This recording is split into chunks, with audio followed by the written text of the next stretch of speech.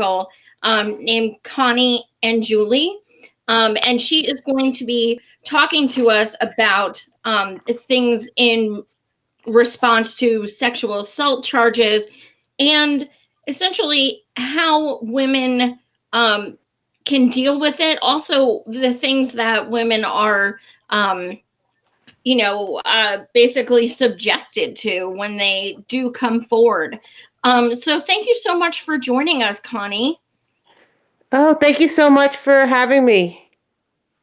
Absolutely. So, of course, the thing that stemmed this show is, absolutely was Tara Reid. Um, we've those of us on Twitter and Facebook, things like that, we have seen the most horrendous blame game attacks, shaming, just anything and everything. Um, so I guess I'm kind of I would like to discuss what does it take for someone to be strong enough to come forward, and then also how traumatic is it on a person when they are then attacked for having the guts to come forward.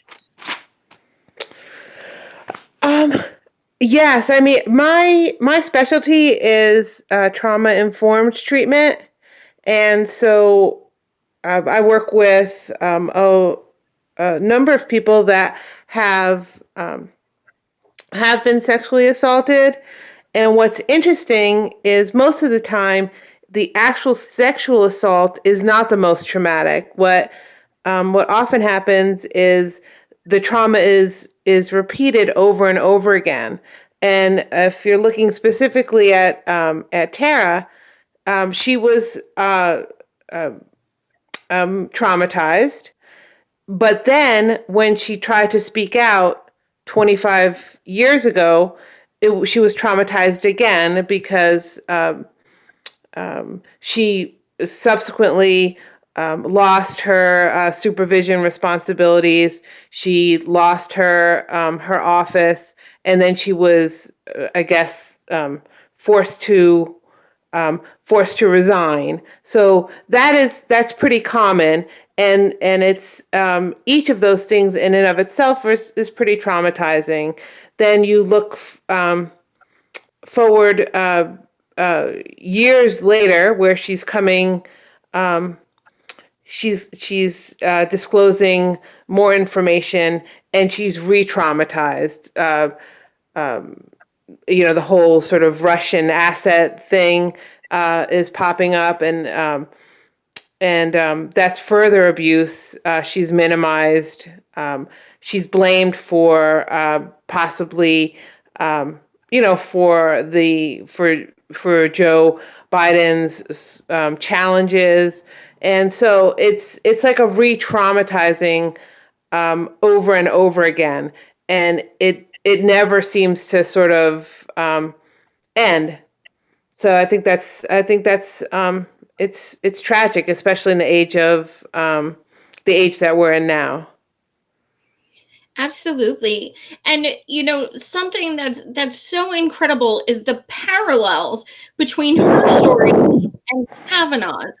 You see so much of the same reaction, but he was a Republican. So you see it from the other side. Now Democrats are saying, why'd she wait so long? And this doesn't sound real and things like that. So, it's having, the guts to come forward after so long, and then also not just being bullied, but being doubted. So what does that typically make women regret coming forward? Um, I think you're sort of damned if you do and damned if you don't, because if you do come forward, you get a lot of these accusations leveled at you. If you don't come forward, you're sort of it sort of leads to other issues where you're not helping the people coming after you. My understanding is that Tara came forward after, well, she came forward right after it had happened, trying to go through the sort of normal channels. But then, and obviously that led to her dismissal, is my understanding. And then she sort of kept it to herself for a number of years. Then, after several other of Biden's accusers came forward, she felt like it was time for her to speak up in solidarity. And I guess feeling like she might have the support of the Time's Up organization, because they were offering support and some legal representation. Uh, Obviously, she wasn't privileged to that because it was against a Democrat. So, it wasn't safe for her to come forward again. And Right. it's tragic because she sort of, she sort of knew it wasn't safe for a while, and then was given a false sense of security, a false sense of support that then was, and then it was, it's re-traumatizing when you're giving that false sense of support and security, and then that again is yanked from you. Absolutely. I think that's one of the most just incredible things about all of this is that, we've been talking about Me Too for a couple years, and, pussy hats and yay feminists and all this stuff. And then you see people like Alyssa Milano removing Me Too from their profile because they are the biggest hypocrites in the universe. And even the woman who started Me Too has removed it from her profile on Twitter. And it's really just absolutely just mind blowing the way it's kind of like, for those of us who are old enough, when Bill Clinton was accused by so many, and it was okay because he's a Democrat. It's very comparable to Joe. Joe has a history. He has 8 accusers, and we've seen him on camera do the most disturbing crap. But still, it's no, he didn't do that. No, I don't believe her. So as far as seeing these behaviors that he has with children and with women and things like that on so many videos we've seen for years, why do you think that's not damning enough for people to give any kind of credence to Tara's claim? I think that it's like a legacy of power inequality, and what I mean by that is Joe Biden can have videos that expose his sexual aggression. I mean, I've seen the video, and it's so frustrating because the actual children and teenagers and young adults and adults in the videos, they're people that you can identify. They're the children of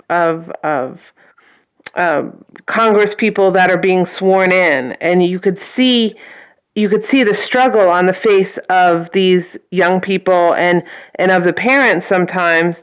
And so they know that there's something wrong, but in order to sort of, I guess, maintain the status quo, nothing is being done. So it's like the trauma is happening in real life, like right before your eyes, and it's just being ignored. And it's traumatizing. It's traumatizing, I'm sure to the young people in the video. It's traumatizing to Tara and to the other accusers, but I think it's also traumatizing to people in like my profession who sort of see it as a trauma, but then we're helpless to do anything about it. That's why I was excited to come on your program, because it's one little thing that I can do to sort of say this is not right. It's wrong what we're doing to survivors by burying this stuff, burying it in, but it's out there. Yeah, absolutely. I think that's what's so heartbreaking is it's not that she's hiding anymore. She had the guts to come forward. Tara, this is, and for some reason she believed that someone was going to take her seriously, and then she came forward, and all of millions of people have just disappointed her, and I can't even fathom not just being believed, but then you have like the woman Pam Smith, I believe is her name, in Florida, who's running for Congress, who said, well, if even if Biden raped her, he still has a lot more to do before he catches up to Trump. Things like that. Things like women saying, well, I'd vote for my rapist personally if it meant getting Trump out of office. I mean, these comments are just blowing my mind. And it is the exact epitome of the opposite of feminism, and it's not even humanism. It's just disgusting. And I know that it is just like online and stuff, but these are real people saying these things, and the majority are women. Do you notice that in your profession with clients and stuff, that women seem to be the ones who are kind of like the most, the least caring? I think I think what happens is oftentimes the sting from women is the hardest. Um, um, men also are are also oftentimes very uncaring, but it's the sting from women because we tend to trust women more, and we tend to trust that they'll believe, because oftentimes they've subjected themselves to that often, and so we think that they're going to understand. This is particularly true for Alyssa Milano, who marched in the different movements. She was seen in as being tearful, as being supportive. Her tweets were, believe women. And then for her to sort of turn around and be so dismissive and so disrespectful, and um, and say, well, it's true when it's someone that I don't agree with, but when it's someone who's my friend, then I don't believe it. And that's the re-victimization over and over again. That if you look at it from Tara's perspective, when she worked in Biden's office, obviously she was working with people who strongly supported his politics, strongly supported his platform, and so when he did that, that was what she was coming up against, and that's what she continues to come up against. That there's a connection between the politics and the actual act, and that's not, it's just not, it's not fair. And you see it. I do feel like Dr. Ford was abused in her own way by the right wing media. Yeah, And she, in my opinion, she was abused by the Me Too movement in their own way, because especially in retrospect, I feel like possibly Dr. Ford was used by the Me Too movement to pass their political agenda, but that wasn't in support of victims. As you could see that now, I guess, in retrospect. absolutely. That is a really great point. It does seem like it was kind of opportunist in a way. Um, and the fact that Time's Up did not help Tara because of the technicalities of Joe being a candidate just really sends such an awful, message that, well, he's kind of untouchable. But at the same time, the people who excuse Biden are calling Trump a rapist. So it's really the hypocrisy. I can't even imagine what it's like for people who are the victims of sexual assault. To me, that would just be re-traumatizing every single day. Right, exactly. And in retrospect, I feel like it's almost like the Me Too movement has set us back, because um, it's weaponized the abuse for political reasons. Absolutely.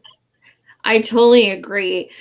When something Alyssa Milano, and I kind of go back to her because she was looked at as like such a hero by millions of women, and something that she implies and has kind of alluded to a number of times is, I've met Joe Biden off and on for years and he's never made me uncomfortable. And that's something you see so much with women is, well, I've met him and he's never made me uncomfortable. And can you kind of touch on what's the danger in that thinking? Um, well, first, it's a tactic that many offenders use, sexual abusers use, that they pick and choose who to go after based on their position of power. You see that a little bit with Harvey Weinstein, where Harvey Weinstein definitely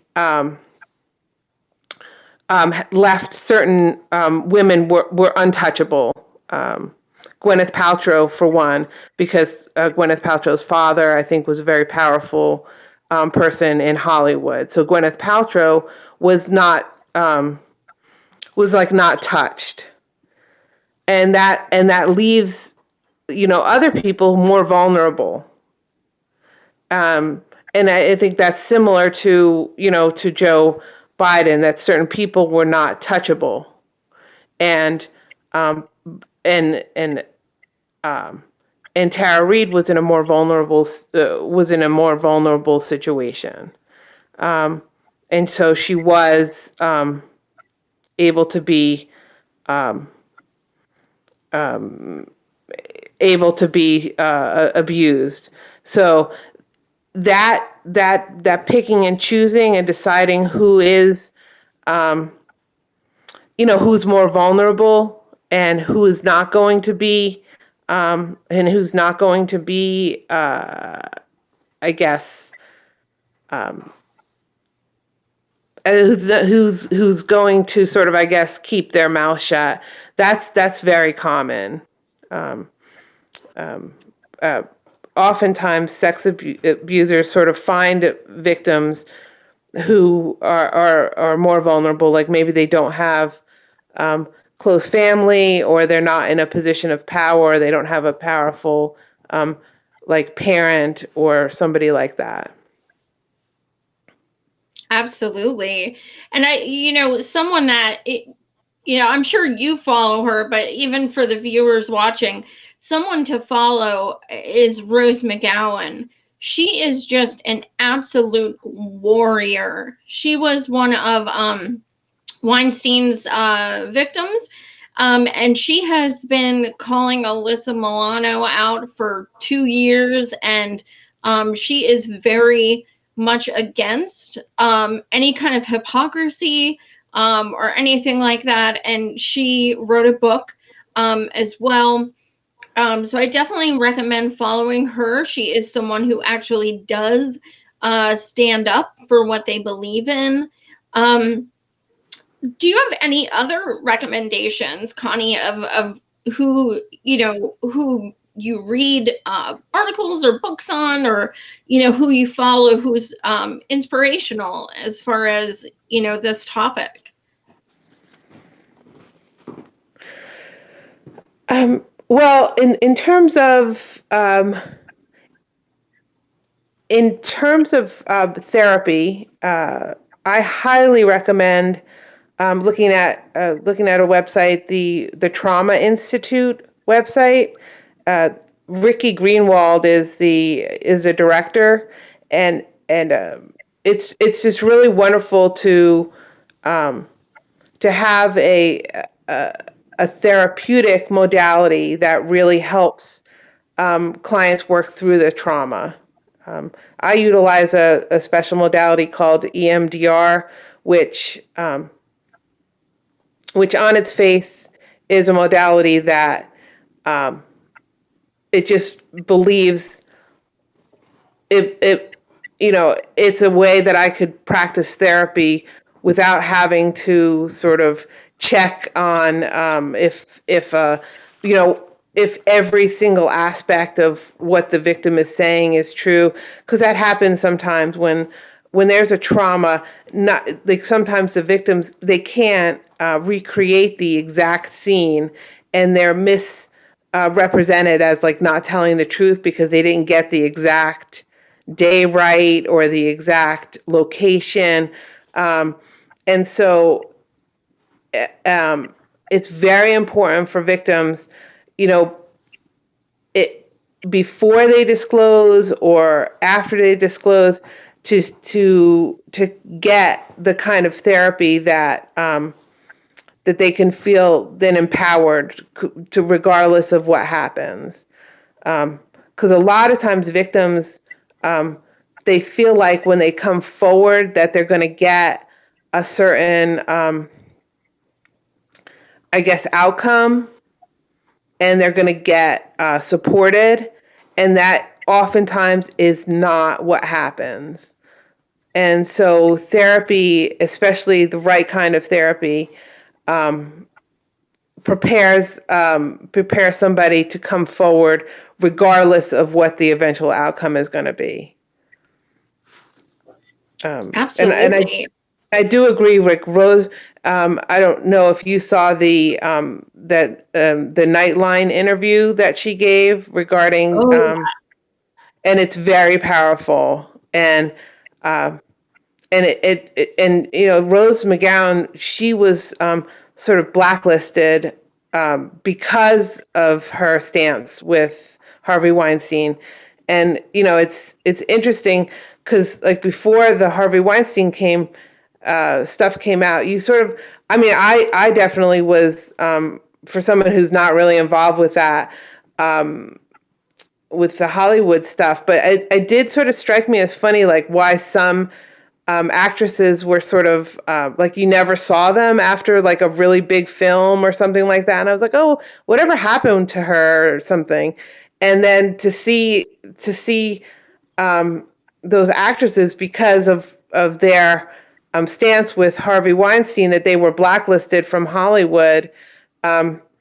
It really goes to show that if you speak up, it can ruin your career.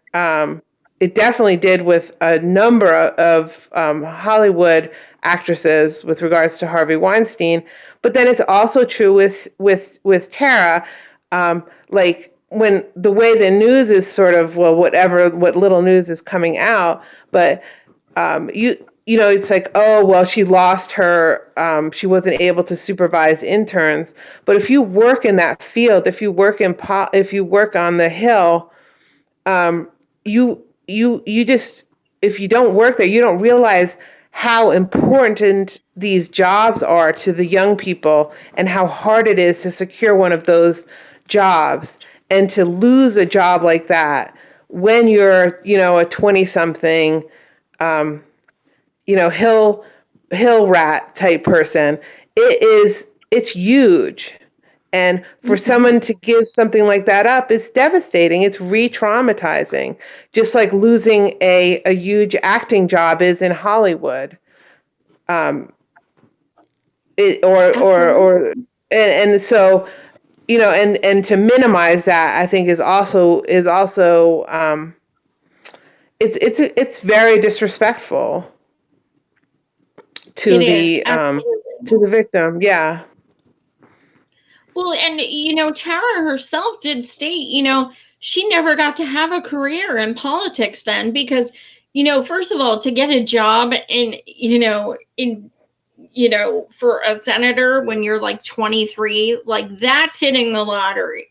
So and then to have to be in that situation and have the guts to come forward knowing that you may be losing everything, and she did it and she was penalized for it and she wasn't able to fulfill her dream of the career she wanted, and that is just so, it's just so wrong. It really is. um I'm trying to read some of the comments. Uh, Someone stated something about men who are victims. Um, there are a lot more male victims than we talk about. What is the Yeah, male difference? victims are even more um, reluctant to come forward. Um, and I do feel like they also have significant trauma. It's not really more traumatic or less traumatic, it's just a different kind of trauma. Um, a trauma, especially with professional women, the professional the loss of their career is very traumatic. Like I was saying with Tara Reid, that position, giving up a position like that is you can't really politically come back from that as a young person, Sure. blacklisted in on the Hill, and that's your only sort of outlet. And so when she would try to get a reference or something like that, it would just come back over and over again. Similar to, I'm sure, like a Hollywood type position. With men, the trauma is more that oftentimes, almost in every case, the rape is from another man, and then there's a lot of sexual identity trauma associated with that. Right, absolutely. I think, even though it's a different situation, I think, well, to me, I'm 40, and the first real exposure I had to something even in this realm was Monica Lewinsky. And just seeing the way that woman was treated, even though what she did was consensual, it was still a major manipulation of power, of course, from Bill, but the way that she was traumatized over and over and over and shamed and made fun of, and that's definitely seems like an assault as well. Oh, definitely so. given her age, I don't think the relationship would be considered as a sexual assault. It was consensual, although there was a significant power differential. But then, then the trauma of um, of the uh, of the trial and the interrogation by Ken Starr, I think it was Ken Starr, and her being forced to sort of expose very sort of intimate details. That's traumatic. Um, Bill initially sort of lying and the way he sort of used a phrase like "that woman." It was in a very disrespectful tone. That's traumatic. Hillary Clinton being very sort of disrespectful and dismissive, traumatic. Um, and then later, I don't know if you know, but a CNN commentator with regards to Monica Lewinsky, Jake Tapper, felt free to sort of share that he had a relationship with a short dating relationship with Monica Lewinsky afterwards, that she was like fair game to sort of share what he thought of her physically and stuff like that and who she was, um, which I feel like is re-traumatizing. Um, I um, had no idea. Oh my God. oh, Oh, Jake Tapper. I don't. He's pretty.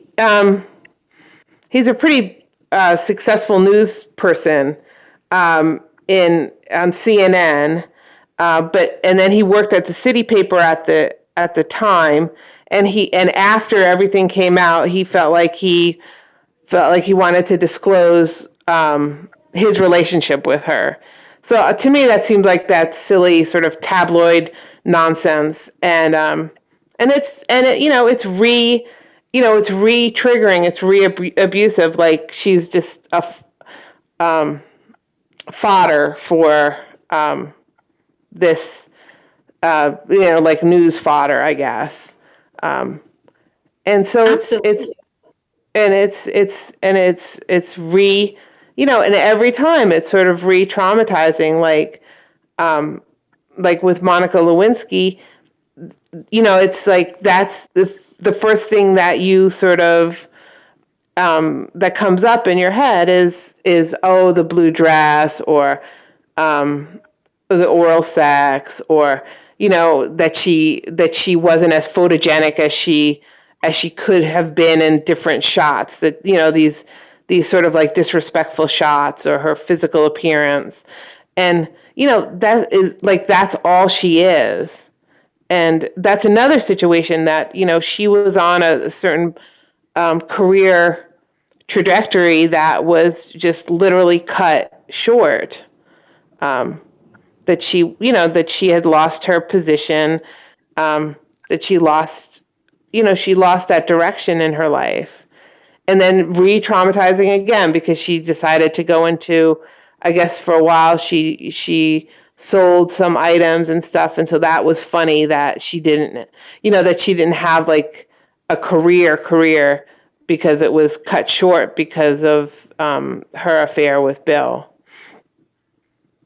Right. Absolutely. I think the other case that just we all think of, especially with Joe Biden running, is Anita Hill. I think it's like what a prominent example of someone who risked their entire career and had to resign from their prominent job because of the harassment and racism and sexism and disbelief. Um, and one of the things that I'm sure had to be more, you know, just total PTSD for Miss Anita was, when she had the guts to come forward and actually, call Clarence Thomas out, and then Biden denied her three witnesses. Um, what goes through a victim's mind when at that point? Um, Yeah, I mean, I think Anita Hill is one of that's one of the most damning legacies, in my opinion, for Joe Biden, because obviously it gave us Clarence Thomas, who's been one of the most sort of anti-women Supreme Court justices that we have. Um, Maybe even more tragic than Brett Kavanaugh in a lot of ways. Um, and with Anita Hill, we see Joe Biden not just not allowing the other witnesses, which would have given so much more credibility to an already amazingly credible witness in Anita Hill, but we see a lot of sort of that old boy approach to questioning sexual harassment and sexual abuse, like um, like the dismissive questioning, or or the um, or the sort of like backslapping approach um, to Clarence Thomas, that we didn't see reciprocated with Anita Hill. We also were we also saw that Clarence Thomas was offered the opportunity to speak first and last, which was not obviously afforded to Anita Hill. So she was on her own, but then she was also sort of required to be sandwiched in between testimonies, um, between Clarence Thomas's testimony both before and after. So it made it for almost like a setup for failure with Anita Hill, um, even though she presented herself with such poise and such courage. But it was almost like she was being set up, and and then if you look at it even from just a purely political sort of perspective, for Clarence Thomas, um, really the start of that extreme right wing justice, when we had a majority, the Democrats had a majority, and um, they could have really changed the direction of the Supreme Court by not by sort of just really looking at the whole picture, by putting those other witnesses in, by not have created a circus for Ms. Hill, by just um, by having really, I guess, due process. Absolutely. It seems like that case set the precedent for so much. Just like, sorry, he's powerful, deal with it, you're not going to win. Right, right. But then also, I think with um, the trauma with Biden, though, is then he continued after Anita Hill to what I would say is to fall upwards. Like he never was able or to accept responsibility for Anita Hill. Um, he obviously didn't accept responsibility for Tara Reid when she had done that complaint. And maybe if he had taken responsibility from that internal investigation or whatever, and sort of, and made a commitment then to improve his behavior. I'm not saying that that was right, but he didn't even accept responsibility. She's the one who got fired. He didn't even have any internal reprimand, which would have been sort of small sauce compared to what he had done to her.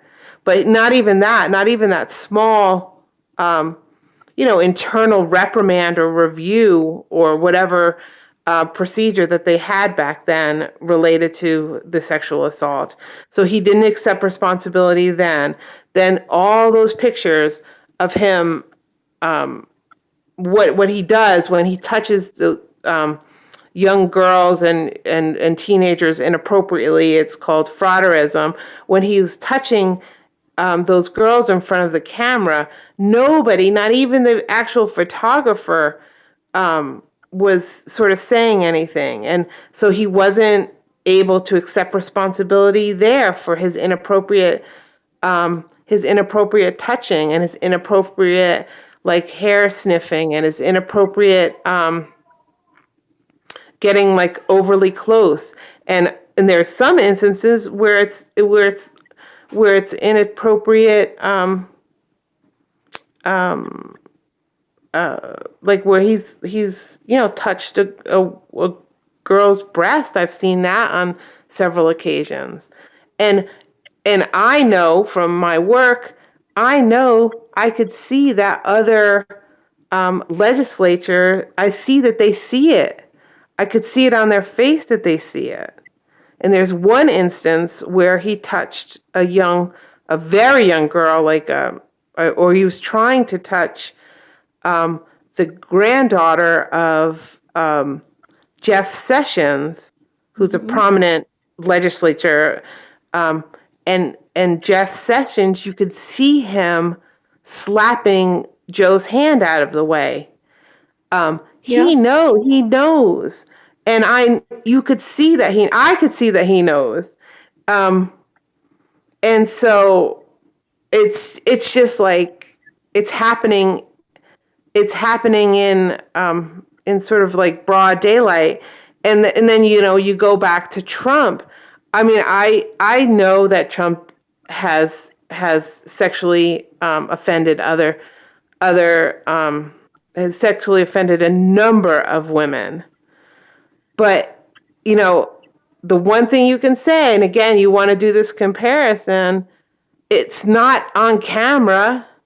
We don't have any pictures of it, but we got pictures of Joe. We have video of Joe. And, and it's just, I feel like we're put in such a challenging situation where we need to compare, who's worse.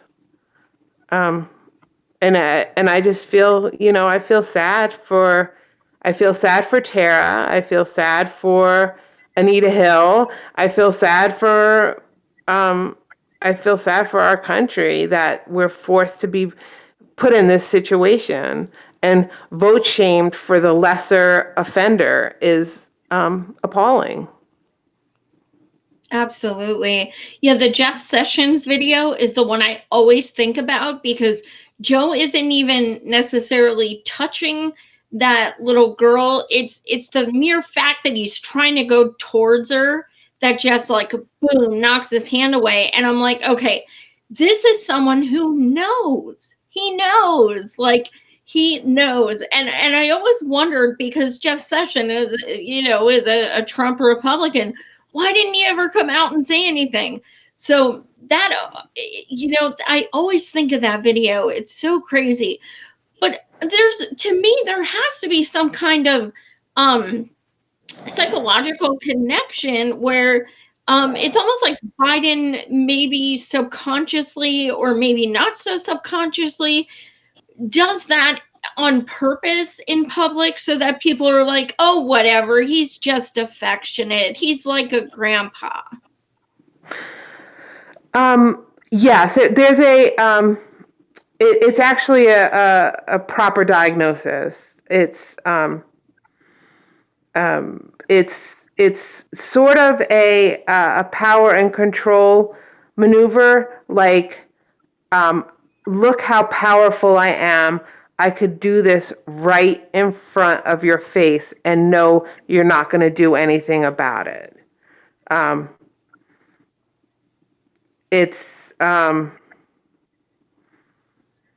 it can actually, it's sort of like an offshoot of like a narcissistic uh, a narcissistic move, that you can do something right in front of a camera and it not be and no one's going to call you out on it.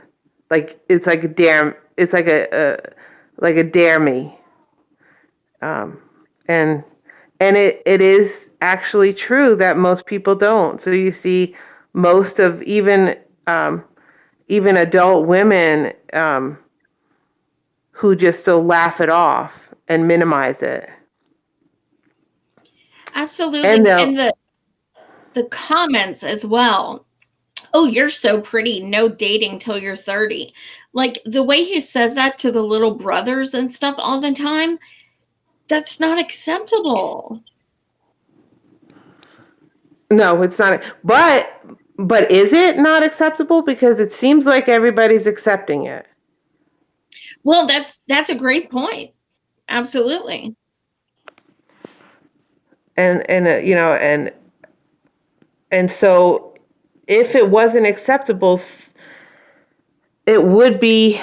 I mean, that's what I feel like. It's re-traumatizing in a way, because I'm sure, because I've seen in looking at the videos, I'm sure that there was some discussions later with those girls, and and they were and they were told, oh, don't bring it up, or or something, because just keep the status quo, just don't rock the boat. I'm sure that there's some warnings about not to get too close to him.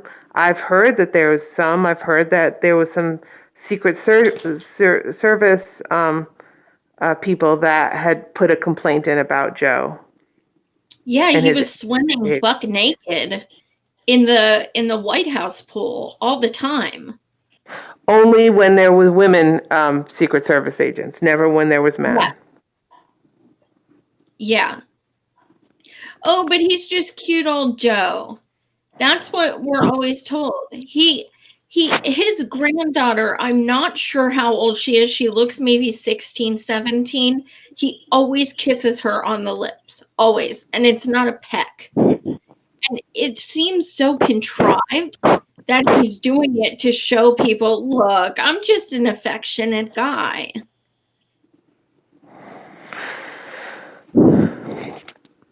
And the thing is, he's been getting away with it.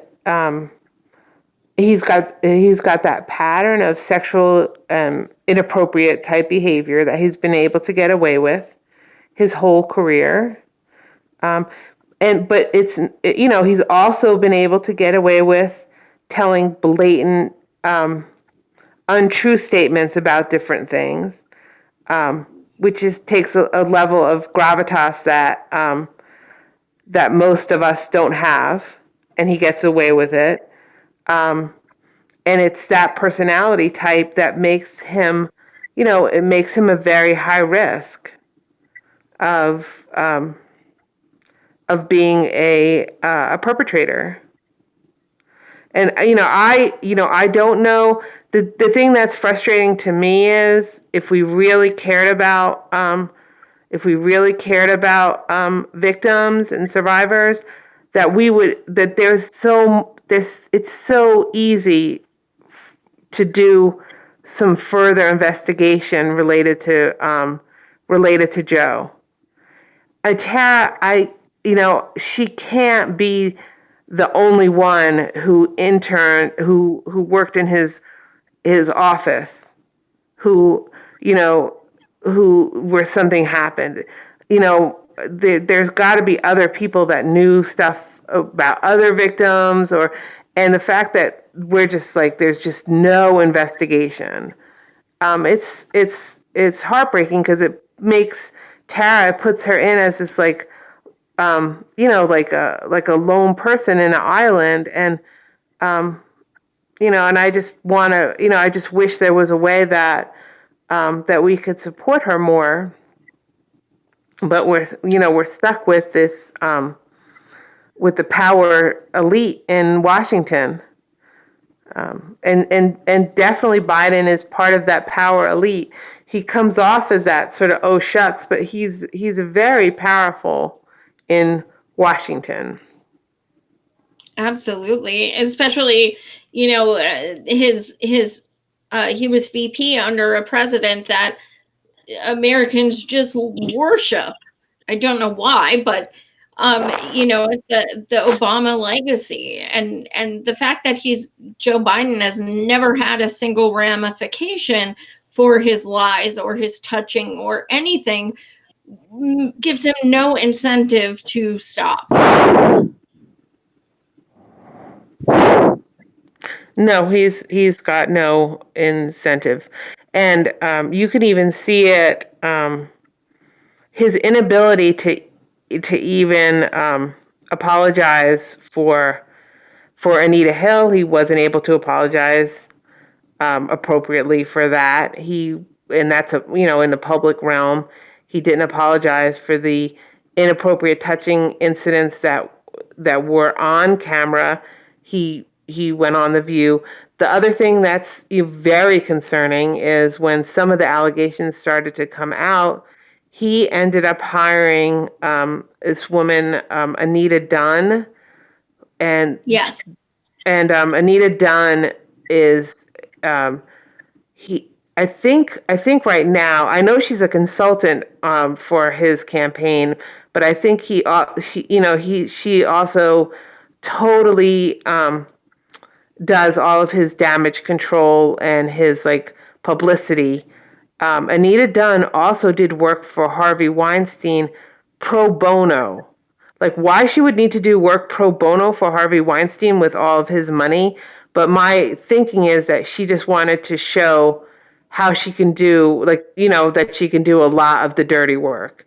So 2 weeks after the Tara Reid story started to really gain some foothold, Joe Biden hired Anita Dunn for almost $1 million to do damage control for Joe Biden. So, he is really willing to go for the real heavy hitters with Anita Dunn, and that also, for whatever reason, has not been covered at all in like mainstream media. But that's a pretty explosive story that he would have somebody who was so well connected to Harvey Weinstein. And then also the other thing that I feel like is also part of this sort of power elite, and I know Rose McGowan talks about it a little bit, is the connection with that CAA, which is like the Hollywood and political connection, and that also just perpetuates this like, I think, untouchability of these of some of these people, because Alyssa Milano is connected with CAA. Yeah, her husband's in charge of it. Oh wow! And Yeah. and my understanding is that CAA, in order to do damage control, they're the ones who really went for Time's Up. They didn't do Time's Up to help women. They did it for damage control related to Harvey Weinstein, because they actually allowed women to go to Harvey Weinstein to put themselves in positions of abuse in exchange for getting different roles and stuff in Hollywood. So just like a lot of dirty stuff.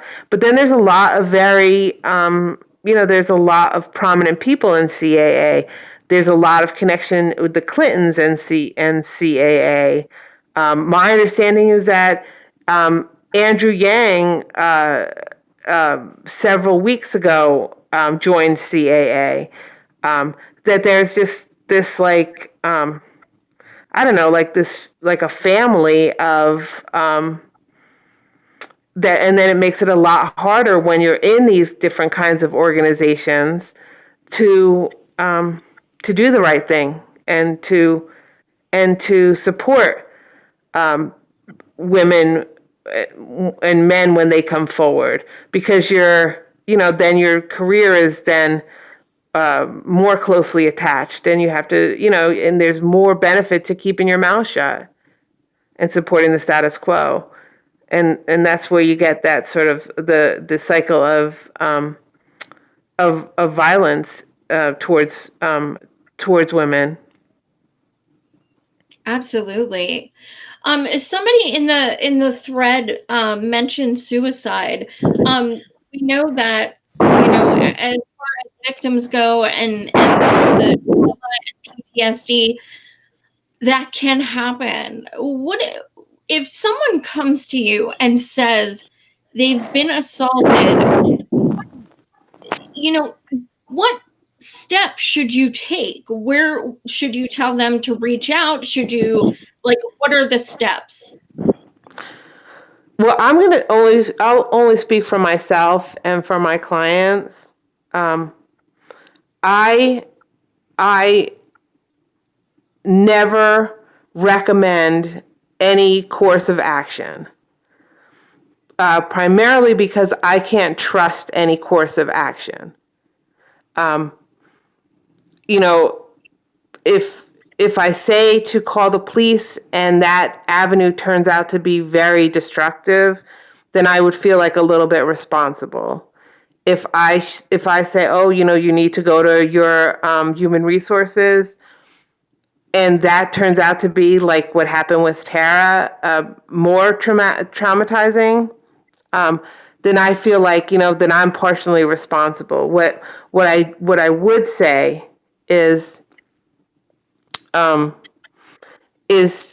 get treatment so that the trauma, so it's not continuously re-traumatizing. Very good trauma treatment for sexual abuse is where the client is able to sort of move forward in whatever direction he or she wants to move forward, and can do it with with their eyes like wide open. So if they want to go to the police, they go to the police with their eyes like wide open, and whatever happens, happens. They're just going to give it their whatever best effort. If they decide not to do anything, that's an awesome decision also, but they're doing it with their eyes wide open without feeling guilty.